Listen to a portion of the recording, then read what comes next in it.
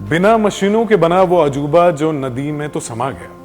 पांवटा साहिब के बाता पुल की वो अनसुनी कहानी जो कोई नहीं जानता, जिसके बारे में आज की इस वीडियो में मैं आपको बताऊंगा। लेकिन अचानक ये पुल ऐसा क्या हुआ कि इसी साल 2026 में इसी महीने में ये क्यों मतलब ये पुल ढह गया। दरअसल पिछले कुछ दिनों से सिरमौर और आसपास के इलाकों में रिकॉर्ड तोड़ मानसून बारिश हो रही थी और बाता नदी का जलस्तर इतना बढ़ गया कि पानी के भयानक दबाव ने पुल के दो मुख्य पिलरों के नीचे की जो जमीन और मिट्टी को पूरी तरह से काट दिया। सोमवार की ये बात है, दोपहर 3 बजे के आसपास की, जब लोक निर्माण विभाग को इसके पिल्लर धंसने का एहसास हो गया तो उन्होंने तुरंत ट्रैफिक को रोक दिया और ठीक 1.25 घंटे बाद ये पुल गिर गया। और सुखद बात यह है कि सरकार ने इस पुराने पुल की उम्र को देखते हुए इसके बगल में पहले से ही एक नया आधुनिक पुल बना दिया था, जिससे अब सारा ट्रैफिक वहां से सुरक्षित गुजर रहा है। लेकिन असल चिंता इस पुल के गिरने से नहीं, बल्कि इसके पीछे छिपे बड़े खतरे से है। तो इसी वजह से दोस्तों आज बाता पुल की ऐतिहासिक बात आपको बताएंगे, इसके कुछ सुने अनसुने किस्से के बारे में आपको बताएंगे। नमस्कार, मैं हूं दीपक, आप देख रहे हैं लाइव टाइम्स टीवी। बाता पुल का गिरना हमें दो बड़ी बातें तो सिखाता है। पहली कि हमारे प्रशासन की मुस्तैदी, जिसने समय पर फैसला लेकर सैकड़ों की जानें बचा ली, और दूसरी प्रकृति की वो चेतावनी जिसे हम लगातार अनदेखा कर रहे हैं। हिमाचल के ग्लेशियर पिघल रहे हैं, नदियां उफान पर है और मौसम का मिजाज हर साल खतरनाक होता जा रहा है। अभी किन्नौर निगोलसरी की बात करें तो वहां भी पत्थर गिर रहे हैं, बुरा हाल है। 74 साल का ये पुराना पुल हमें याद दिलाता है कि पहाड़ों की एक सहने की क्षमता होती है। आज हमें वैज्ञानिक तकनीकों, 100 साल के फ्लड डेटा और पर्यावरण को ध्यान में रखकर ही नई नीतियां और कंस्ट्रक्शन इसको अप्लाई करना चाहिए। पहाड़ों को बचाना सिर्फ सरकार का काम नहीं है, बल्कि हमारे पहाड़ हमारी जिम्मेदारी है। बाता पुल भले ही अब इतिहास बन चुका है, लेकिन ये हमारे लिए एक सबक है कि हम प्रकृति के साथ खिलवाड़ बंद कर दें। ये पुल भारत की आजादी के ठीक बाद यानी कि प्रथम पंचवर्षीय योजना के दरमियान स्वीकृत हुआ था और उस समय तत्काल प्रधानमंत्री जवाहरलाल नेहरू देश के बुनियादी ढांचे को मजबूत कर रहे थे। हिमाचल के बेहद दुर्गम पहाड़ी और मैदानी रास्तों को देश की मुख्यधारा से जोड़ने के लिए इस पुल को रणनीतिक तौर पर बेहद खास माना गया था। साल 1950 में जब इसका निर्माण शुरू हुआ था, तब आज ही की तरह विशाल जैसे कि hydraulic crane, ready mix concrete plant या कंप्यूटराइज सॉइल टेस्टिंग मशीनें नहीं हुआ करती थी।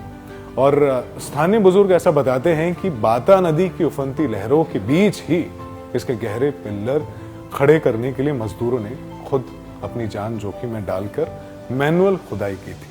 उस वक्त ऐसा दौर था तो टेक्नोलॉजी उतनी खास नहीं थी और चूने, सुर्खी और उस दौर के शुरुआती सीमेंट के मिश्रण से इंजीनियरों ने इसकी चिनाई इस तरह की थी कि बिना किसी आधुनिक तकनीक के भी इसने लगातार 74 साल तक हिमालय के पानी का प्रचंड दबाव झेला था।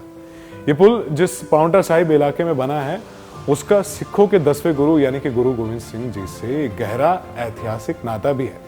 गुरु गोविंद सिंह जी ने अपने जीवन के 4.5 साल पांवटा साहिब में बिताए थे और यहीं पर 10वें ग्रंथ की रचना भी की थी। तो इस तरह से भी इस पुल का जो इतिहास है वो जुड़ा हुआ है। और आजादी के बाद जब देश के कोने कोने से सिख श्रद्धालु पंजाब और दिल्ली से होते हुए पांवटा साहिब गुरुद्वारा और फिर वहां से उत्तराखंड के प्रसिद्ध हेमकुंड साहिब की यात्रा पर निकले थे, तो ये बाता पुल ही उनके सफर का सबसे मुख्य और पवित्र गंतव्य मार्ग बनता था। एक और खास किस्सा, ये पुल केवल हिमाचल और उत्तराखंड को ही नहीं जोड़ता था, बल्कि इसका एक सिरा भारत नेपाल सीमा की ओर जाने वाले अंतर्राष्ट्रीय रूट और राष्ट्रीय राजमार्ग 7 NH7 का हिस्सा था।